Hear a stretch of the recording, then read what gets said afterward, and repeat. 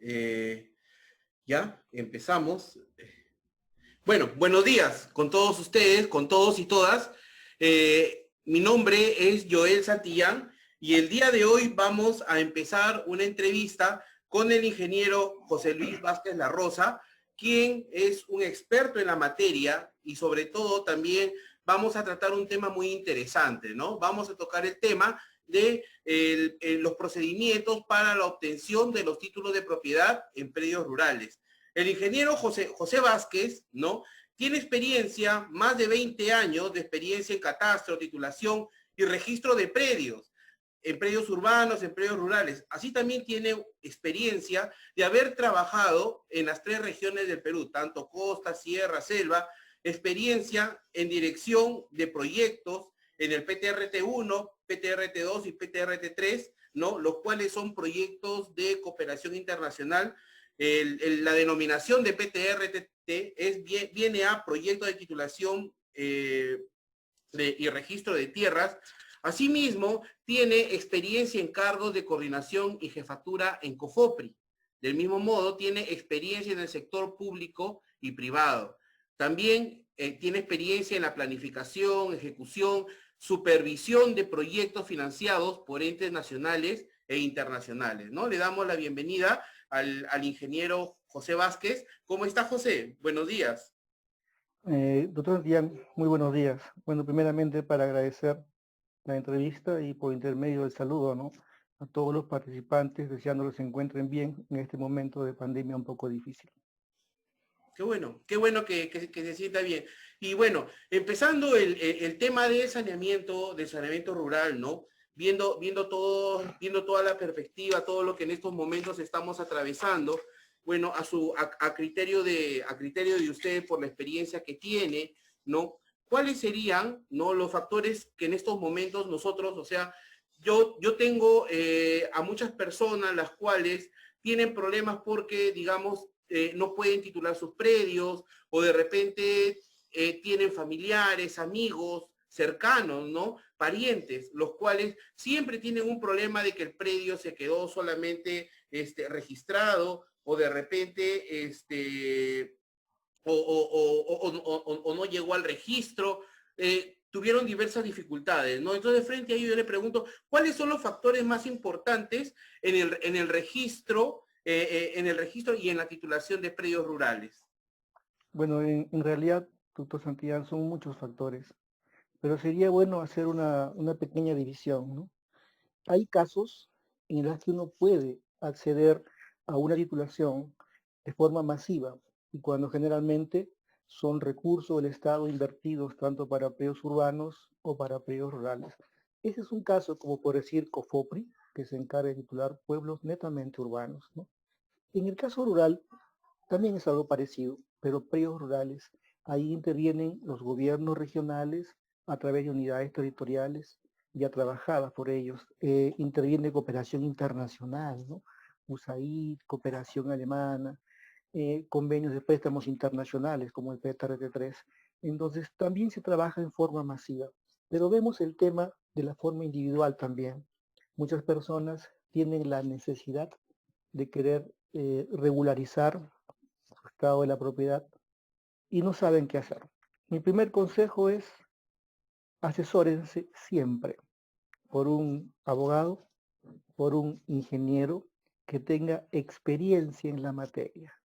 ¿Y por qué digo esto? Porque uno de los temas que veo muy seguido es personas que inician, digamos, trámites, ¿no? Y lamentablemente las personas que dan el servicio no son especialistas.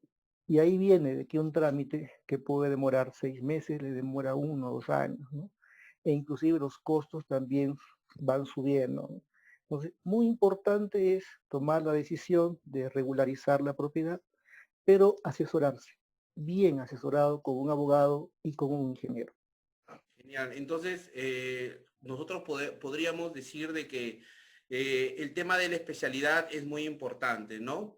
Tanto para los abogados, para los ingenieros, los técnicos de saneamiento, es importante tener conocimiento de toda la diversificación normativa, también respecto a la experiencia que pudieran tocar, ¿no? Ahora, yo le pregunto a usted que tiene bastante experiencia en este tema de supervisión, de monitoreo, ¿no? El trabajo de los gobiernos regionales en el proceso de formalización masivo, ¿no? Es mejorable, ¿no? Y cuál es y de ser cierto, o sea, cuáles son las aristas o en todo caso, cuáles son los problemas más recurrentes que se pueden tener. Bien, estamos hablando a ver, de gobiernos regionales. A nivel nacional, no todos los gobiernos regionales tienen un estándar, digamos, promedio, de resultados óptimos en lo que es catastro, titulación y registro de tierras. Algunos gobiernos regionales, de alguna manera, tienen, digamos, un mejor nivel que otros. ¿Y a qué quiero llegar al decir esto? Es de que el factor más importante en lo que es el catastro, la titulación y registro de tierras, dejando de lado el aspecto presupuesto, es el factor humano. Tiene que haber, aparte de conocimiento, tiene que haber decisión política y deseos de hacer las cosas bien. Lamentablemente a veces se cae en el tema burocrático y hay trámites, tanto que se hacen de oficio como trámites que se pueden hacer a solicitud de parte y vemos que lamentablemente no se le da los tiempos que la ley exige y la celeridad correspondiente. ¿Y eso qué significa? Que es netamente factor humano. Si una persona hace un encargo en un gobierno regional o en un proyecto, es para eso, es para dar lo mejor de sí y hacer que ese proyecto camine y dé resultados en los plazos establecidos. Un común denominador que se puede observar en el tema de gobiernos regionales es que los trámites demoran mucho, cuando realmente no debería ser así. Deben ser mucho más precisos en sus fechas. Y eso parte del factor humano y parte también desde el inicio, porque todo proyecto tiene que tener una planificación. Si no se planifica de manera correcta, ese proyecto no va a tener muchos resultados en el futuro.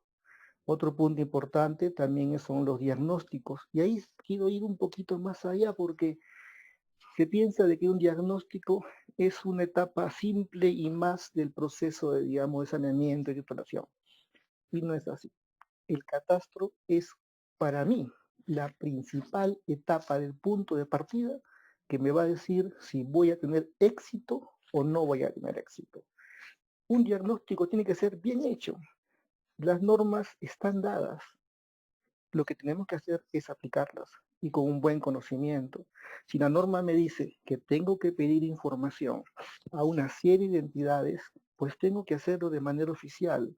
El trabajar con información amical que uno encuentra en páginas web, etcétera, es interesante. A uno le puede dar de alguna manera un norte, pero no es un norte definitivo. Uno necesita trabajar con información oficial, pedida de manera oficial y respondida de manera oficial. Y tiene que ser información actualizada. Y hay tres puntos básicos en esto. Tiene que haber estandarización en la información, tiene que haber codificación, tiene que haber georreferenciación y actualización.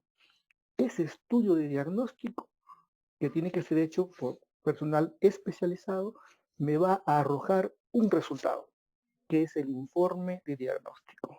Y debe ser concluyente. Otro punto que observo, que muchos estudios de diagnóstico no son concluyentes. Pues señores, tiene que ser concluyente y me debe de decir cuál es el estado real de esa unidad territorial con todos los problemas técnicos, legales y todo lo que puedan haber. E inclusive me puede dar ya algunas pautas de solución y de camino, ¿no? Entonces, los estudios de diagnóstico para mí son vitales en cualquier proyecto de explotación de tierras.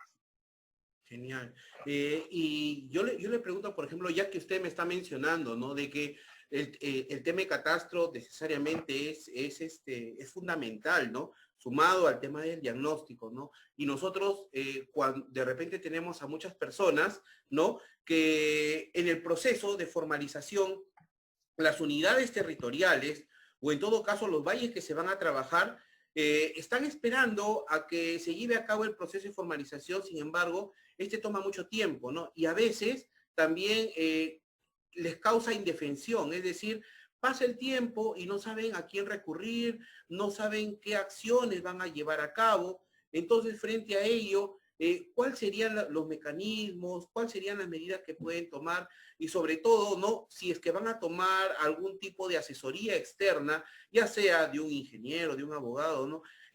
¿Qué información o qué se le podría pedir a estos profesionales que pudieran tener un perfil profesional y sobre todo un conocimiento adecuado? Más o menos, ¿cómo usted lo plantearía para poderle dar una solución a las personas que tuvieran ese tipo de problemas, ¿no? De circunstancias. Muy buena pregunta, doctor. Aquí estamos viendo dos cosas. Estamos viendo la necesidad, por un lado, que tiene la población, la necesidad que tienen también entidades o personas jurídicas, hablando actualmente de empresas privadas, ¿no?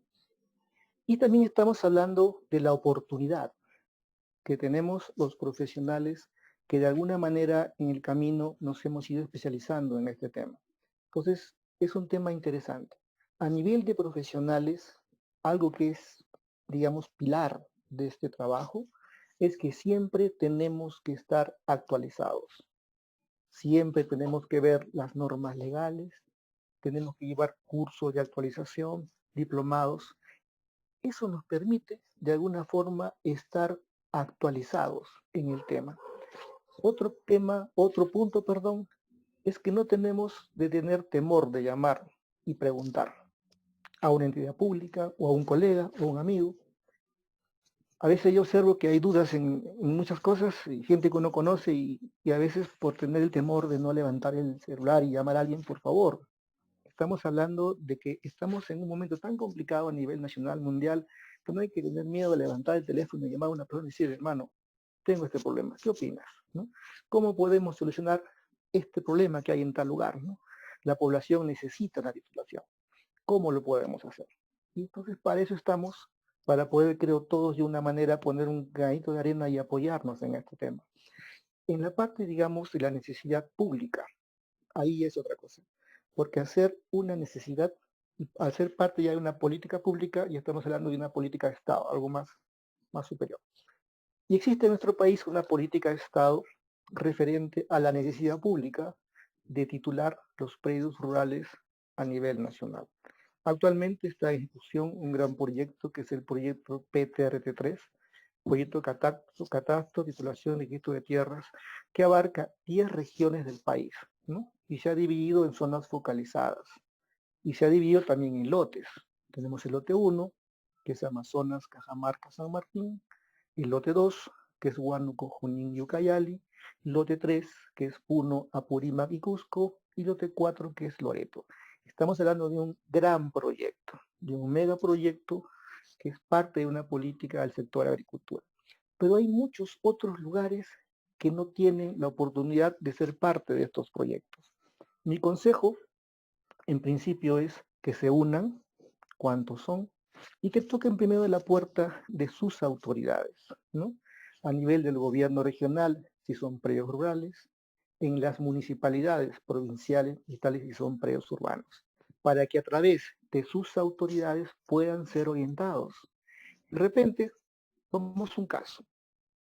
Si la población organizada, a través de su alcalde provincial o distrital, encamina esa necesidad hacia COFOPRI, hablando de predios urbanos, ¿no?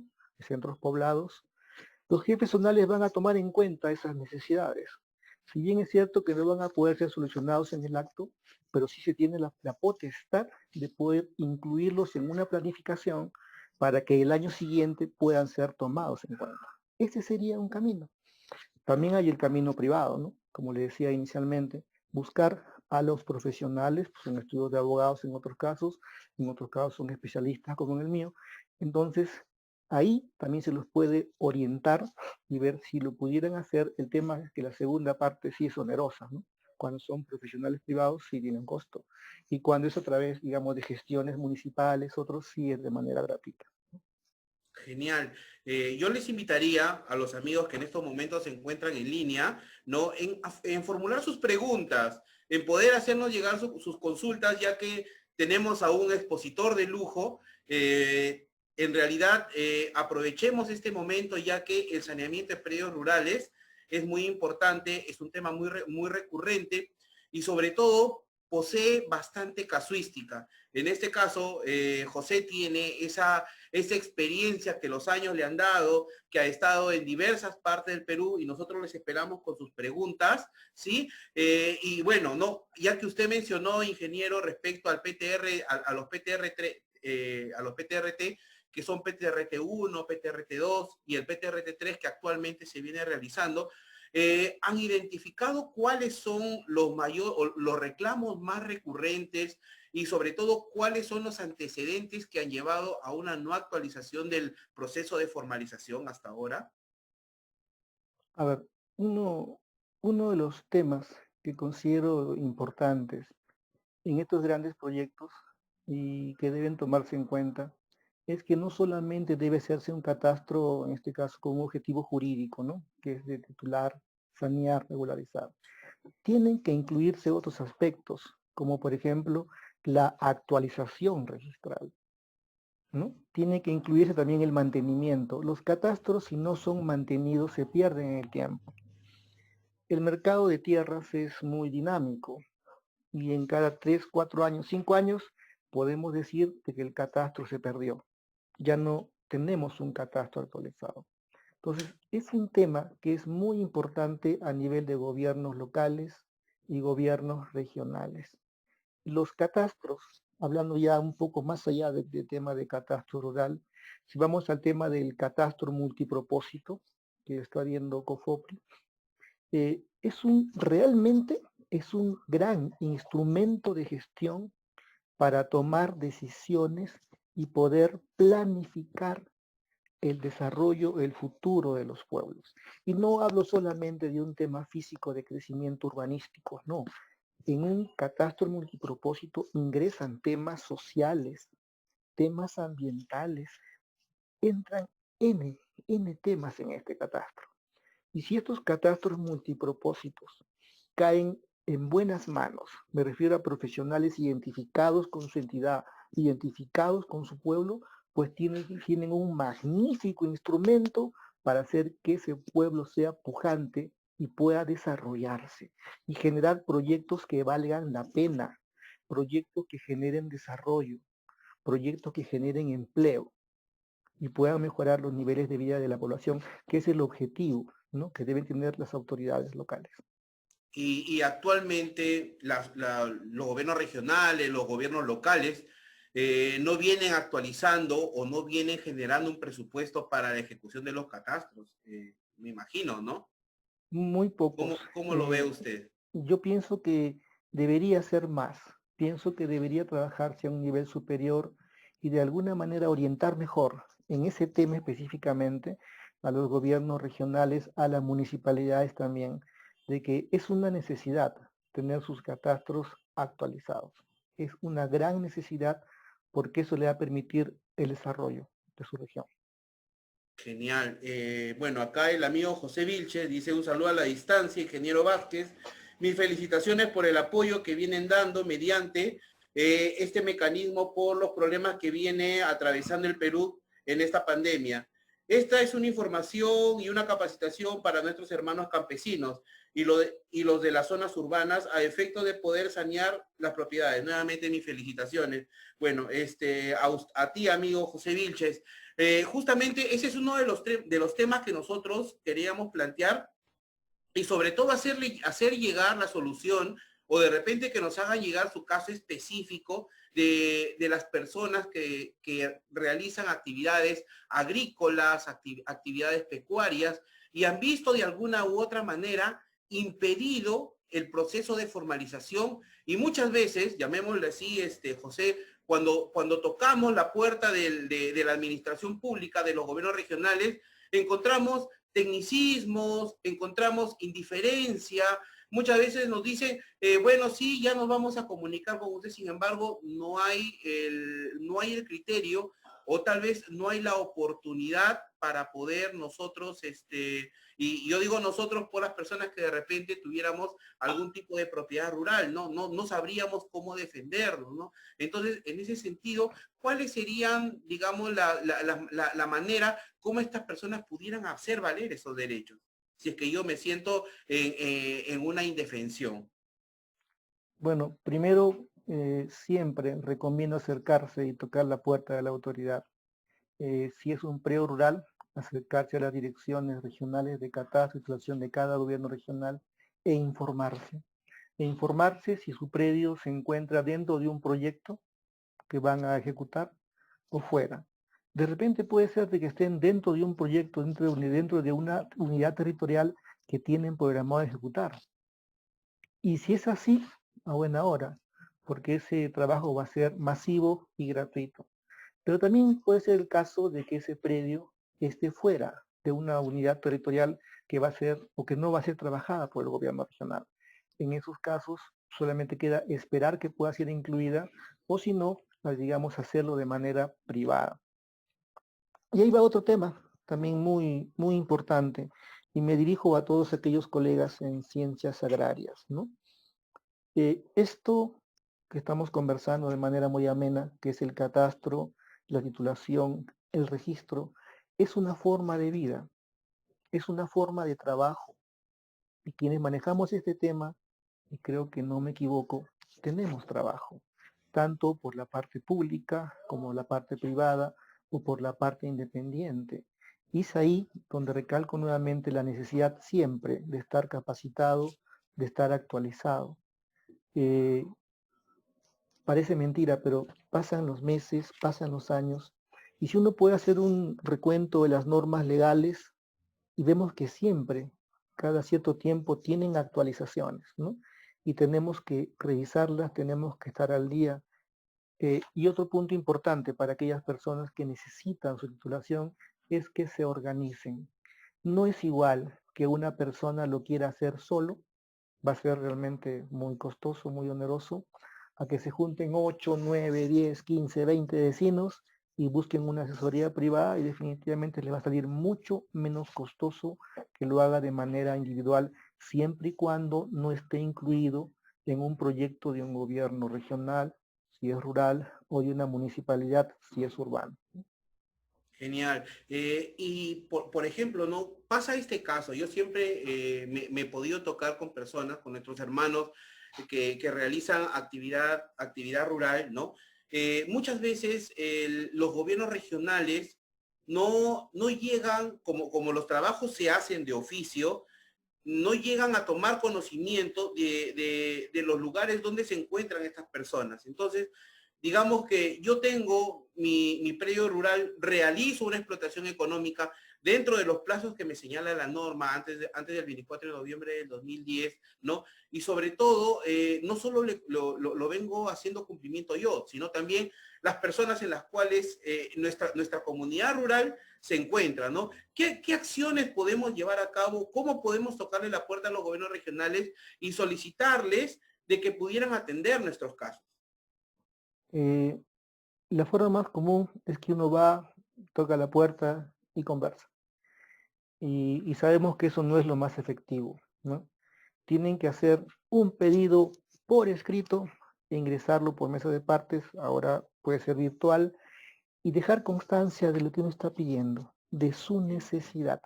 Y hay que ser muy claros en que esta necesidad tiene que tener un sentido, una base social. Entonces, la autoridad tiene la obligación de ver cuántos son, su ubicación y determinar si se puede o no se puede. Otro punto importante es la cantidad. No es igual que toquen una puerta, hagan un pedido por escrito 3 personas, 2 personas, a que sea una necesidad de repente 400, 500 personas. Entonces ya cambia, porque dentro del tema de planificación, dentro del tema de presupuesto, definitivamente para poder hacer un mejor uso de los recursos del Estado, tengo que tener mayor cantidad de personas a las que vamos a beneficiar con ese gasto, ¿no? Genial. Entonces, lo que le podemos decir a nuestros amigos que tienen sus chacras, tienen sus terrenos, tienen sus parcelas, ¿no? No tengan miedo a recurrir directamente a los gobiernos regionales, ¿no? Sino que lo hagan y sobre todo lo hagan por escrito. Y si se van a asesorar, que lo realicen con personas con el conocimiento necesario. Por las redes sociales, el señor Luis Miranda Ríos le dice, ingeniero Vázquez, Desde Tocache, atento a su exposición. Usted también tiene experiencia por Tocache y definitivamente pues lo están saludando desde allá, ya que la experiencia que usted ha tenido también es costa, sierra y selva, ¿no? Ahora, el amigo Portocarrero nos dice, buenos días, ¿no? ¿Cómo se viene manejando el datum, ¿no? El datum del levantamiento catastral en WG 84 versus la información que maneja registros públicos del PESA 56. Técnicamente, tengo entendido de que cuando se realiza, definitivamente el gobierno regional va a tener que levantar con el datum WG 84, ¿no? Sin embargo, si es que encontramos de manera colateral o de manera aledaña un predio que ha sido levantado en PESA 56, la norma exige que debe levantarse nuevamente en PESA 56. Sobre ese tema, ¿qué precisiones nos podría dar, ingeniero? Y, a ver, es un tema técnicamente interesante, ya que si hacemos un trabajo de levantamiento, digamos en un datum, en un sistema de proyección, y queremos que ese levantamiento plasmado en un plano, lo debemos calzar con un colindante, por ejemplo, tiene que estar en igual datum, en igual sistema de proyección. Y es lo que muchas veces pasa, que cuando uno quiere empatar, hay superposición. Y ahí viene el tema que se debe tener cuidado siempre, y es parte del diagnóstico, como dije al inicio, es saber, en el caso de los vecinos, si tienen o no tienen, en este caso, zonas catastradas, ¿no? Si tienen zonas catastradas hay que respetar mucho, y la norma dice que hay que levantar en el datum con el cual yo voy a empatar, ¿no? El área colindante, ¿no? La norma también no dice que ya todo se debe trabajar en el datum WG84. Pero efectivamente, a nivel de registros públicos encontramos cantidades terribles, grandes a nivel nacional, de periodos levantados en PETSAT 56, la canoa de Venezuela. Entonces, ahí tenemos que aplicar la norma y tenemos que manejar, en este caso, ambos datos, ¿no? Genial, sí. Y aquí nuevamente redundamos a lo mismo y llegamos a la importancia del catastro, ¿no, ingeniero? Así es, el catastro es algo muy importante. Otro tema también es, digamos, el hecho de la inscripción registral, que en nuestro país es facultativo, ¿no? Y lamentablemente eso genera de que en el tiempo nuevamente tengamos desfases, nuevamente caigamos en una informalidad, ¿no? Se debería de alguna manera poco a poco, ¿no?, generar lo que se llama la cultura registral, en la que todos entendamos de que inscribir nuestras propiedades en registros públicos, tanto sea bienes muebles o no, realmente nos dan la seguridad jurídica que uno necesita y que el Estado nos lo otorga a través de esa inscripción. Genial. Definitivamente es, como bien lo dice el ingeniero, es muy importante también poder tener conocimiento de las normas registrales. Nosotros estamos también a las personas que nos están siguiendo en esa transmisión en vivo y a quienes están interactuando sobre todo también con Indesa. Nosotros estamos dando un descuento del 20% respecto al curso de saneamiento de tierras eriazas y de catastro, ¿sí? A los que lleguen al final, compartan y le den su like, le vamos a dar dicho descuento, ¿no? En los cursos en este curso que está manejando Indesa. Es interesante lo que usted nos está mencionando, ingeniero. Y bueno, ¿no? Otro temita que es un poco recurrente, pues, ¿no? En las consultas que nos hacen las personas por las redes sociales y también que lo llevan a cabo en los cursos, ¿no? Es respecto a los requisitos, cómo es que se puede formalizar. Yo ya me encuentro, digamos, 20, 30 años realizando actividades de posesión.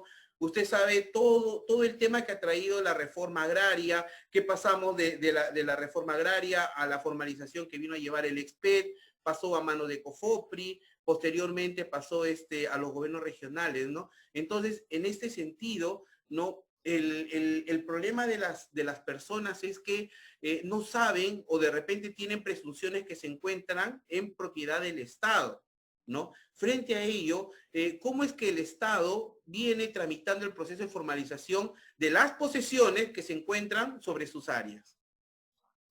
Bueno, como usted ha dicho, doctor, hay dos diferentes formas o posiciones, posibilidades de saneamiento, titulación. Una cosa es estar en un área del Estado y otra cosa es estar en una propiedad privada, ¿no? En una propiedad privada nos vamos por el camino de la prescripción.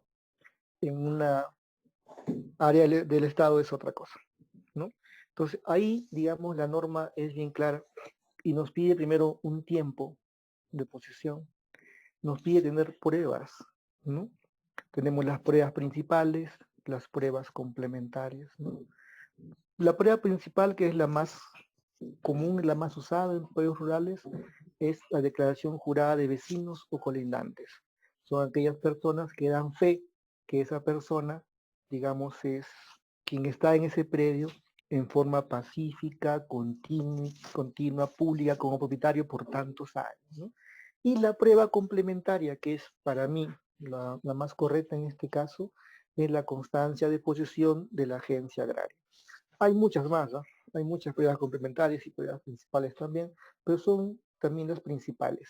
Otro tema, y va al caso de la pregunta, doctor Santillán, es que muchas veces los profesionales que asesoramos este tema, y que recién estamos comenzando, ¿no? Entonces, por la, no sé, la euforia, las ganas de hacer las cosas bien, le ponemos más documentos que tiene en este caso el posesionario, ¿no? Y eso, amigos, no es recomendable. Muchas veces al ponerle más documentos, de alguna forma, de repente sin desearlo, estoy poniéndole un cabe, estoy poniendo una puerta a ese procedimiento. Mi recomendación es cuando hago un procedimiento, en este caso, es ser puntual. Tengo mi prueba principal, una sola, tengo mi prueba complementaria, una sola, tengo mucho cuidado con los documentos, en este caso de identidad, si son solteros, si son casados, el estado civil, todo ello tiene que revisarse y cuando se hace todo el documento y cuando es en este caso también de parte, también tiene que hacer una ficha catastral, también tiene que irse a campo, hay que ser muy cuidadosos en todo el llenado de documentos. He visto muchos casos que por una letra, unas letras, sale un título equivocado y hay que generar otro problema de corrección, otros de que un número de DNI, ahí sí se invalida el tema, y así, hay que ser muy cuidadosos en armar el expedientillo para poder seguir el trámite, tanto a nivel, en este caso, de oficio, como a solicitud de parte. No recomiendo, digamos, llenarse de papeles para que después uno lo presente y después haya incongruencias en toda la documentación. Y para eso está la persona que debe asesorar, en este caso al agricultor o agricultores, ¿no? Siempre debe haber un asesoramiento legal y un asesoramiento técnico, ¿no? Técnico y legal de la mano, y eso sabemos todos quienes tenemos años en ese trabajo, van a lograr que ese agricultor tenga una asesoría correcta y va a obtener su título, en este caso si puede ser gestionado en forma, digamos, independiente, en el tiempo correcto y en los plazos correctos. Y también cuando es en la parte pública, tiene también, digamos, el administrado cierta obligación de estar atrás de su trámite, ¿no? Ir averiguando en qué estado está, cómo va, qué falta, está bien mi DNI, alguna otra cosita, y siempre estar atrás. Quienes están atrás es porque lo necesitan, ¿no? Y cualquier problema que pueda haber se corrige inmediatamente en el camino. Y no nos olvidemos que cuando se trabaja en el sector público, todo es gratuito, ¿no? Hay que ver siempre lo que se llama sus tupas, para ver si está o no contemplado dentro de la parte de gratuidad. Y cuando es privado, sí, hay una serie de situaciones que uno tiene que pagar, tanto a nivel también de gobiernos regionales o municipalidades, para poder llegar a obtener o inscribir, digamos, su propiedad en registros públicos. Genial. Entonces, es muy importante, como usted lo ha resaltado, ¿no? Respecto a los documentos que estas personas pudieran presentar para llevar a cabo el proceso de formalización. Tienen que ser los documentos precisos, ¿no? Tienen que ser los que sean necesarios nada más para que sobre todo en el área de calificación. Quisiera un poco que ahonde en este tema, porque muchas veces hay personas, y ese es un problema muy recurrente, ¿no? De que hay personas que tienen una observación por años, lo tienen por años, ¿no? Y no pueden levantar estas observaciones, ¿no? Y estas observaciones se hacen en el proceso de calificación. Y el profesional que lleva a cabo la calificación es un abogado calificador, ¿no? Entonces, yo le pediría a usted, por ejemplo, que ahonde un poco en ese tema del abogado calificador, cuáles son las funciones, las implicancias, las responsabilidades, y sobre todo la casuística, ¿no? Que tanto importa y que sobre todo nos va a servir a todos. A ver, buena pregunta. Eh, Abogado calificador dentro del gobierno regional o los gobiernos regionales es aquel profesional especialista en derecho, ¿no? Con la experiencia de vida y que es contratado expresamente por el gobierno regional a través de las direcciones de catastro y relación correspondientes para que haga las veces de abogado calificador. La responsabilidad de este profesional es muy grande, ya que él va a ser quien va de alguna manera a darle el último punto para poder decir con su clic dentro del sistema y decir ese expediente está apto para poder titularse. Pero la pregunta va más allá. Vemos de que efectivamente muchos se quedan justo en el momento de la calificación, ¿no? Y ahí sí ya es un tema de lo que debe manejarse a nivel de gobiernos regionales. La caída, digámoslo así, entre comillas, siempre es del 20, 30%, 40% dentro de un ámbito geográfico de unidad territorial. Y eso tiene que de alguna manera manejarse para un segundo barrido, ¿no? Tiene que haber también una comunicación con la población, una comunicación con autoridades. Hay muchos de estos expedientes que se pueden quedar en la puerta del horno por algo muy pequeñito, por algo muy chiquitito, ¿no? Ejemplo, casos que he visto, tomando casos los praxis que no son que se me ocurran, ¿no? La constancia de posesión que se está tramitando para 1000 personas, un ejemplo. Hay 200 o 300 que tienen una falla general dentro, digamos, de la expedición de la constancia. El abogado calificador inmediatamente lo detecta, ¿no? Y observa esos 200 o 300 expedientes y no los pone como aptos para titular, ¿no? Y que puedan seguir, en este caso, con la impresión del padrón de poseedores aptos, la publicación de 20 días y el trámite posterior a través del sistema también para poder imprimir los títulos. Entonces, si se deja ahí, pues estamos perdiendo 200 o 300 oportunidades de títulos para personas o familias que lo necesitan. Entonces tiene que ponerse más énfasis a nivel de gobiernos regionales, ¿no? En que las personas que trabajan en esto, el abogado calificador, debe trabajar de la mano también con el área de comunicacional correspondiente para poder hacer las campañas. Lamentablemente, si es así de oficio, hay que esperar un tiempo para poder salir nuevamente a campo. Pero si uno lo comunica, en este caso con las autoridades, sin necesidad de ir a campo nuevamente, se pueden gestionar, por ejemplo, en este caso, estas constancias de posesión y apoyar a esas personas, ¿no? Que en realidad no es su culpa, ha sido parte de un trámite, de repente algo falló por querer hacer más rápido y irse a otro punto, ¿no? No por querer correr voy a llegar primero a la meta, por poder correr puedo equivocarme y puedo llegar mal. Y ahí viene el concepto de calidad, que va a ser de repente otro momento de conversarlo, ¿no? La calidad es lo que debemos orientar como resultado de las metas físicas y productos y subproductos para poder llegar a un título de propiedad. Ese título debe ser de calidad. Y se observa lamentablemente que hay títulos de calidad y títulos que no la tienen, ¿no? Genial, genial. Muy interesante la exposición, sobre todo porque la gran mayoría de casos observados se quedan en esta área, no en una calificación, en una contingencia, y muchas veces los gobiernos regionales ya no optan por nuevamente realizar una labor de supervisión, de levantamiento, porque les resulta muy oneroso o porque de repente tienen otras unidades que trabajar, ¿no? Aquí nuestra amiga Moncheli Rengifo nos escribe, buenos días, si existe un terreno rural que se lotizó, ¿no? Para el tema de inscripción registral, ¿cuáles serían las precisiones para este acto? Yo te entiendo, Moncheli, es respecto a si existe algún límite, ¿no? Para las subdivisiones de los predios rurales. Y estos a su vez se pueden inscribir en registros públicos.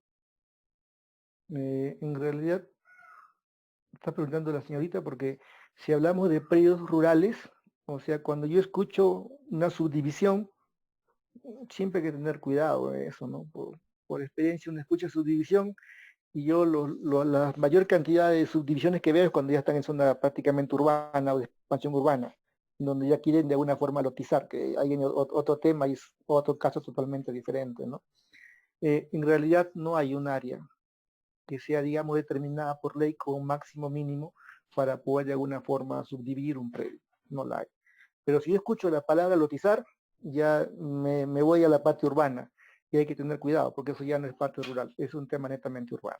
Claro, lo que pasa, bueno, ¿no? En buena cuenta que quisiera hacer acá también la precisión, es que muchas veces por presupuesto, por circunstancias diversas, ¿no? Las municipalidades no llegan a hacer una buena planificación. La ley orgánica de municipalidades, si bien es cierto, establece que son facultades de las municipalidades poder generar áreas urbanas, pero muchas veces esto, esto se desdice con la realidad física.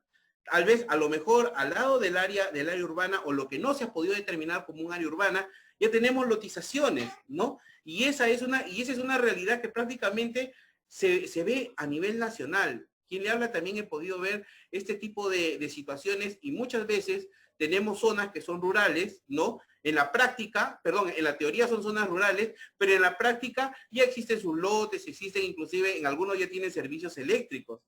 Es todo un tema. Así es, y efectivamente, eso lo hemos visto en todo el país, ¿no? Eh, y definitivamente ya no son predios rurales, ¿no? Ya son predios urbanos, pero mantienen todavía la condición de predios rurales.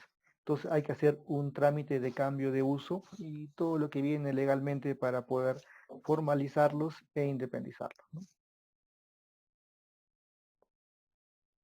Sí, es importante lo que usted nos menciona porque en realidad esta es una recurrente, ¿no? A nivel nacional. Exactamente aquí nos hace la mayor precisión Moncheli, nos dice, en la selva se ven muchos estos tipos de actos en terrenos rurales y las municipalidades en su mayoría no tienen un PDU, un programa de desarrollo urbano aprobado, ¿no? Efectivamente, creo que aquí se tendría que hacer la invocación a las municipalidades en que deba ser de observancia obligatoria la ley orgánica de municipalidades, ¿no? Y sobre todo considerar el desarrollo urbanístico que se pudiera llevar a cabo, ¿no?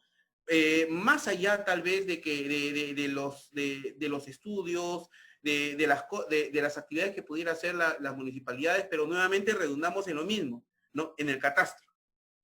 Así es. Por ejemplo, en realidad son varias soluciones que puede dar un gobierno local, ¿no?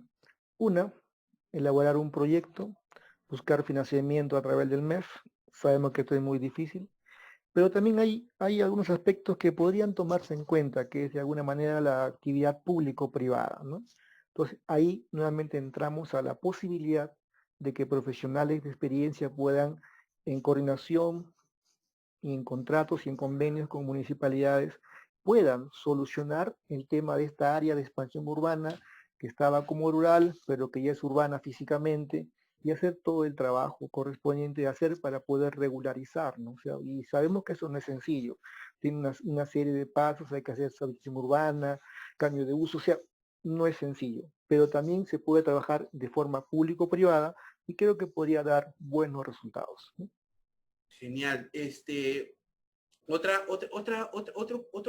consulta adicional que siempre nos hacen mención es, por ejemplo, ¿no? Que hay personas que señalan que son propietarios, ¿no? O tienen una posesión ancestral, que ha estado el abuelo, ha estado el papá, actualmente están ellos, ¿no? Y señalan que tienen un área de, por decir, 20, 15 hectáreas, sin embargo, explotan activamente solo 5, solo 6.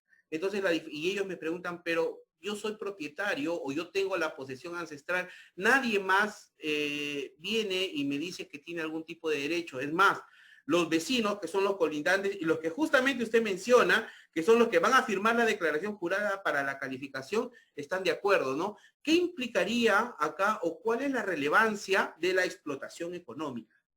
Exacto. La norma es muy clara, ¿no? Si un predio rural que va a ser, en este caso, saneado, titulado, ¿no? debe tener explotación económica. Eso se refiere a explotación agropecuaria, ¿no? No se puede titular, hablando por ejemplo de selva, ¿no? Y tenemos un predio de 80, 100 hectáreas, que es muy común en la selva por los años, ¿no? Pero si hace un trámite de titulación, hay que hacer en el caso de selva el estudio de capacidad de uso mayor del suelo, ¿no? Y ahí va a salir cuáles son las áreas forestales, áreas de protección y otras cosas, ¿no? Y cuáles realmente están siendo usadas para fines agropecuarios. O sea, en otras palabras, cumplir el requisito de explotación económica. Esa área que tiene explotación económica es la que sí se puede titular.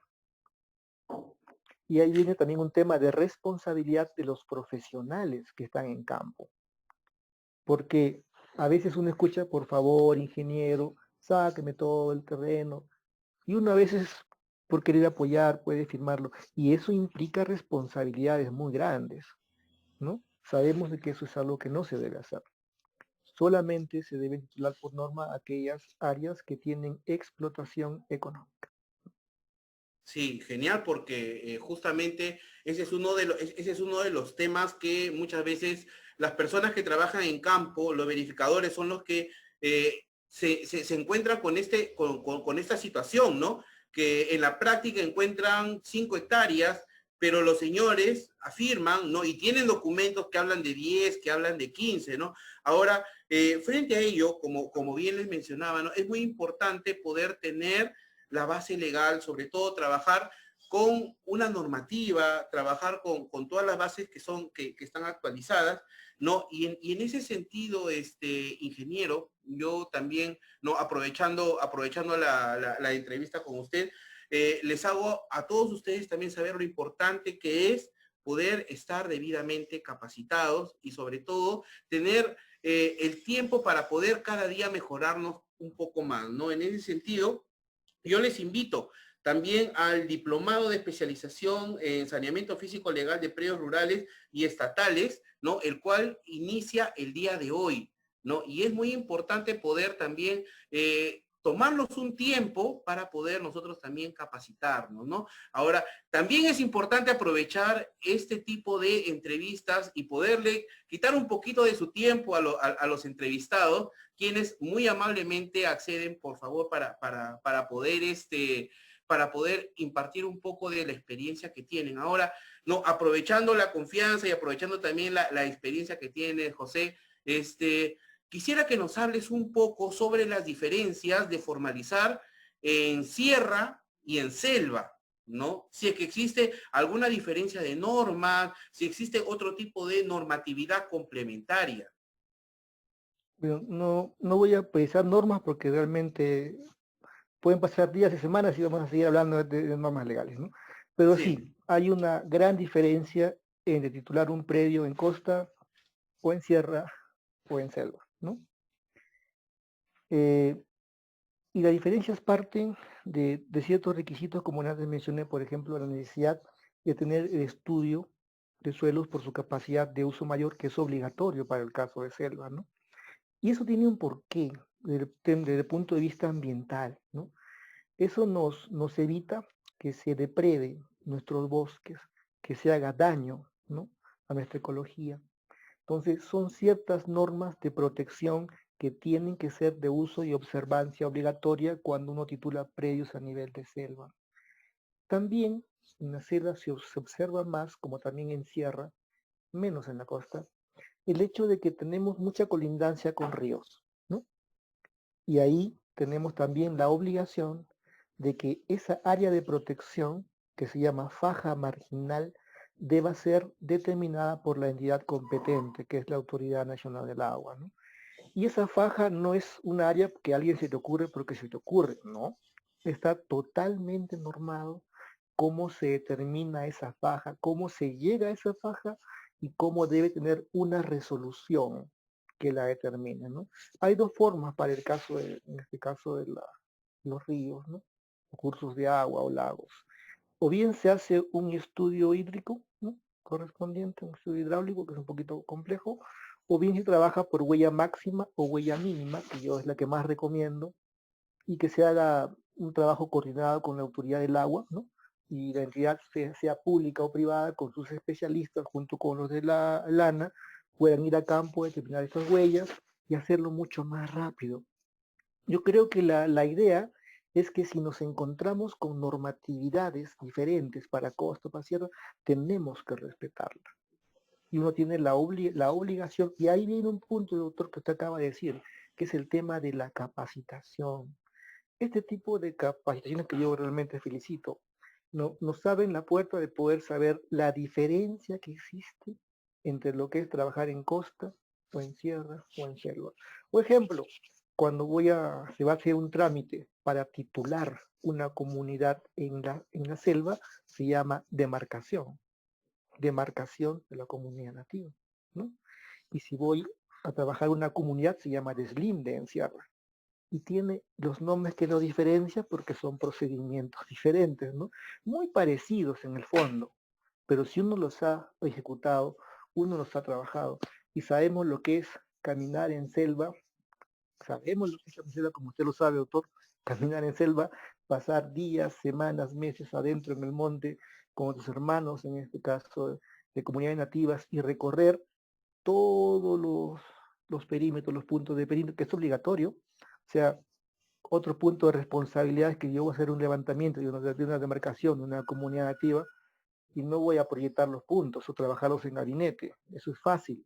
Tenemos la obligación, tanto en sierra como en selva, de hacer un levantamiento perimétrico total en el levantamiento. También eso para predios rurales. Y sabemos de que mucho se puede hacer en gabinete, pero yo recomiendo que no. Los levantamientos se hacen en campo se hace el trabajo. En gabinete se terminan los procedimientos y secuencias correspondientes para obtener, pero el trabajo de campo es el que me va a determinar la calidad o parte de la calidad de un título de propiedad. Genial. Tenemos también las preguntas que nos están haciendo por redes sociales. El amigo Wilder Chalco nos pregunta y nos dice, ¿no? Si es que él puede adjudicarse parcelas para pequeña agricultura. Debo entenderle que no tiene una explotación económica. Actualmente no existe un marco para realizar lo que es una adjudicación para predios rurales, ¿cierto? Exacto, o sea, no hay un marco jurídico, bueno, existía hace muchos años, ¿no? Pero ahora ya no hay. Eh, no es tan fácil decir, veo ese predio vacío y me meto, o sea, es algo bastante delicado, ¿no? Pero lo que sí es cierto es que deben considerarse las iniciativas, en este caso de las personas, de los jóvenes, y ahí también nuevamente caemos en el tema de autoridades regionales, ¿no? Y también municipales, que sí se pueden buscar aquellas zonas que pueden estar de libre disponibilidad, ¿no? Pero también amerita un estudio técnico legal previo. Y esas zonas que pudieran tener disponibilidad, sí, de alguna forma, no quiero usar la palabra adjudicación porque sería equivocado usarla, pero sí se pueden buscar los mecanismos para que de alguna manera se pueda generar trabajo, se pueda generar una oportunidad de vida con el agro, ¿no? Sí, genial. Y considerando también el tema de la pandemia, ¿no? Nosotros como país no nos hemos visto obligados a importar alimentos, ¿no? De primera necesidad, porque somos un país definitivamente que la gran mayoría de cosas que consume, del consumo diario, de la mayor cantidad de personas, los producimos nosotros, ¿no? Y los produce el ANDE. Si bien es cierto, no tenemos la capacidad que en algún momento tuvimos y fuimos exportadores a nivel internacional. Sin embargo, por circunstancias diversas, actualmente estamos desarrollando nuevamente esas capacidades agrícolas que teníamos antes. Sin embargo, lo que sí quería llegar es que es muy importante la labor de la agricultura y sobre todo formalizarla, ¿no? Ya que le vamos a dar un activo fijo, le vamos a dar un patrimonio a estas personas que toda su vida realizan este tipo de trabajo, ¿no? Esa sería de repente mi opinión y si usted tuviera algo que decirme al respecto, si, tal vez estoy equivocado. Doctor, usted ha dado una respuesta que quisiera complementar. Efectivamente, ¿no? La seguridad jurídica es vital, ¿no? Para que un agricultor pueda invertir, para que un agricultor pueda organizarse y de alguna manera mejorar los niveles de producción, ¿no? Eh, y como seguridad jurídica tenemos más beneficios, como son los accesos al crédito. El mercado de tierra también es muy importante, ¿no? Uno de los objetivos de estos grandes proyectos del PTRT es generar un mejor mercado de tierras en el país y favorecer una explotación mucho más dinámica, ¿no? Mucho más técnica y poder mejorar. Como usted lo ha dicho, en ese tema de pandemia nuestro país de alguna forma ha salido mejor parado en el tema alimentario porque somos productores agrarios por naturaleza. Entonces, tenemos la obligación, quienes estamos en estos rubros, de poner nuestro grano de arena para que mantengamos ese norte y sigamos mejorando las condiciones de nuestros agricultores, en este caso dándoles la seguridad jurídica de sus propiedades que ellos necesitan. Genial, genial, ingeniero. ¿Alguna invitación, algún consejo? ¿Qué les pudiera decir usted a las personas que en estos momentos nos están viendo y a quienes van a entrar posteriormente a las plataformas de Indesa? ¿Qué mensaje les pudiera dar? Bueno, este tema del confinamiento, este tema del aislamiento, nos puede generar a todos diversos problemas de conflictos sociales, familiares, mentales, tanta cosa, porque no es fácil, es difícil. Pero un tema que nos puede mucho ayudar a salir de esto y de alguna manera también a ayudar a que mejoremos nuestro nivel son momentos como estos, momentos de capacitación, momentos de actualización, momentos de aprendizaje. ¿Y qué más que este momento no podamos conversar, podamos hablar de experiencias de trabajo en costa, podemos hablar de experiencias en sierra, en selva, cómo nació el PTRT-1, cómo se comenzó con fotografías aéreas, digámoslo así, ¿no? Con proyectos de vuelo en esa época, que ahora ya casi no se usa, y así, y cómo se han ido trabajando restricciones fotogramétricas manuales, ¿no? Con unos equipos que eran inmensos, recuerdo, y poco a poco se han ido mejorando la tecnología, pasando a la famosa caja de herramientas, a ortofotoplanos, ortofotomapas, imágenes satelitales, ahora uso de GPS que tienen una precisión simétrica adecuada, de acuerdo a la norma, y así, cómo la tecnología ha ido cambiando, cómo hemos mejorando, y vamos a ir viendo que cada vez se van abriendo más y más campos de discusión. Por ejemplo, ahí viene el tema de lo que es la actualización. Muchos proyectos titulados años atrás se han hecho con tecnologías que ya no son actuales y eso requiere una actualización. Y así, doctor, es un tema tan hermoso la capacitación que podemos aprovechar mucho en estos momentos de aislamiento para poder mejorar nuestro currículum, poder tener oportunidades de mayor conocimiento para ofrecer servicios privados y también poder de alguna manera en algún momento regresar a la actividad pública o privada con empresas para poder trabajar en esta rama que es tan hermosa realmente.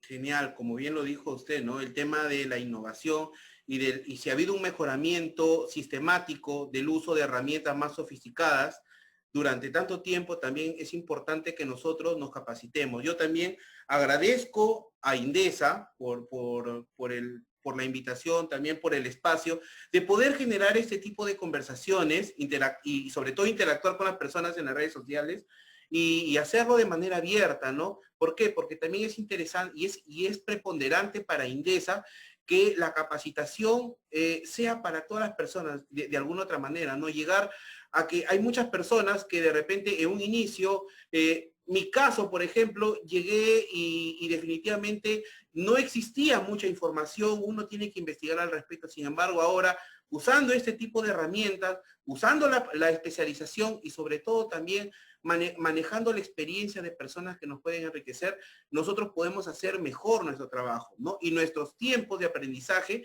se aceleran.